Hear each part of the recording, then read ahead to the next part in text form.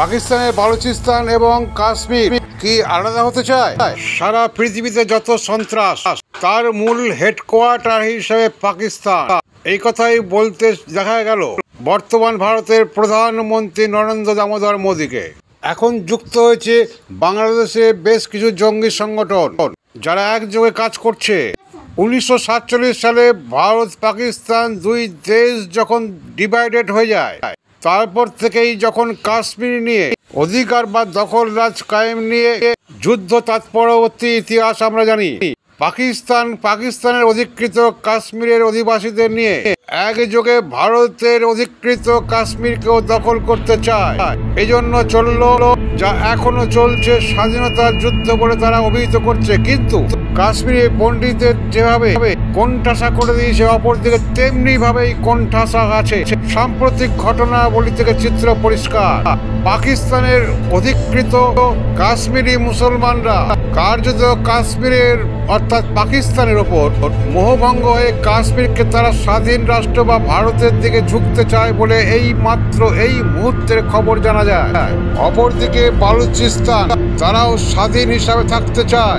বিশ্ব রাজনীতি কোন পথে 70 দশক থেকে যে চিত্র ছিল, তারপরে ক্রমশ আরো ভয়ঙ্কর হয়ে উঠেছে বর্তমান ভারতের কাশ্মীরের অবস্থান। আদি কাশ্মীর তথা পণ্ডিত সমাজ কিন্তু আর তেমন বেশি নেই কাশ্মীরে। যা আছে কিছু জম্মু, সেই জম্মুর দিকে হাত বাড়িয়েছে হিজবুল মুজাহিদিন সহ লিবারেশন ফ্রন্ট সহ বহু জঙ্গি সংগঠন একজোট হয়েছে। আপনারা দেখছেন ইএনসি নিউজ বাংলা থেকে, আমি ডাক্তার সঞ্জয় সেন আপনাদের সামনে। পাকিস্তান অধিকৃত কাশ্মীরা কার্যত কোণঠাসা, তাই তারাও মরিয়া। ভারতের অধিকৃত সন্ত্রাসবাদীদের সাথে যোগসূত্র তারা কমিয়ে দিয়েছে। পাকিস্তানের অধিকৃত কাশ্মীরা গোপন বৈঠকে বালুচিস্তানের সাথে কোন পথে রাজনীতি নাকি জয় হবে সন্ত্রাসবাদীদের? 13 अक्टूबर 1990 को मैं दुकान में बैठा था, एक लड़का आया, उसने मुझे 3 गोलियां मेरी पेट में डाली और चौथी वो मेरे सर को मारना चाहता था, जो मुझे इस कंधे पे लगी।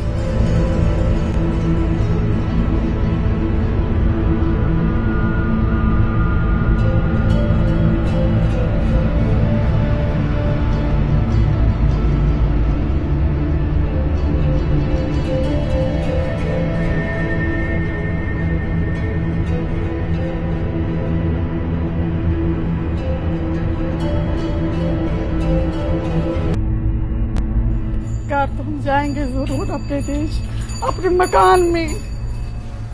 इतने 4-5 मंजिलों का मकान थे, इतने बड़े बड़े कमरे थे, और यहाँ पर ये तो हमारी लैट्रिन होती थी वहाँ हमारे कश्मीर में।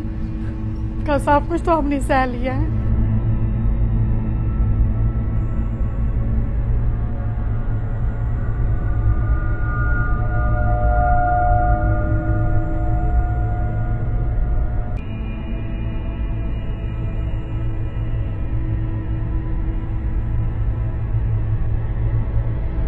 नाइनटीन 47 से पहले आजादी की लड़ाई सब लोग कंधे से कंधा मिलाकर के लड़ रहे थे, और देश आजादी के लिए आजादी का जश्न मना का इंतजार कर रहा था।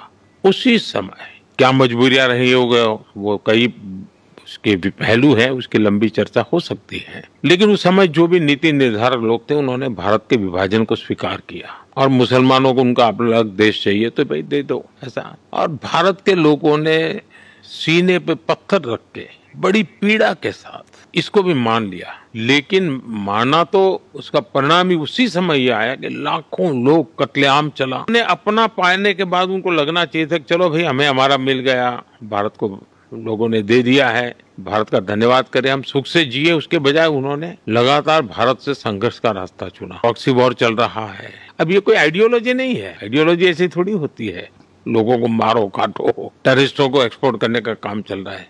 और सिर्फ हमारे साथ ही नहीं, अब दुनिया में कहीं पर भी टेररिस्ट की घटना घटती है तो कहीं न कहीं सूत्र पाकिस्तान जाकर के, देखिए 9/11 इतनी बड़ी घटना घटी अमेरिका में, उसका मेन जो सूत्रधार था ओसामा बिन लादेन, वो आखिर में कहाँ से मिला? पाकिस्तान में ही शरण लेके बैठा था। मेरे प्रधानमंत्री बनने के बाद मैंने मेरे शपथ समारोह में पाकिस्तान को स्पेशली इनवाइट किया था ताकि एक शुभ शुरुआत हो, लेकिन हर बार हर अच्छे प्रयासों का परिणाम नकारात्मक निकला। हम आशा करते हैं कि उनको सद्बुद्धि मिलेगी और सुख शांति के रास्ते पर जाएंगे और वहाँ की आवाम भी दुखी होगी, ऐसा मैं मानता हूँ।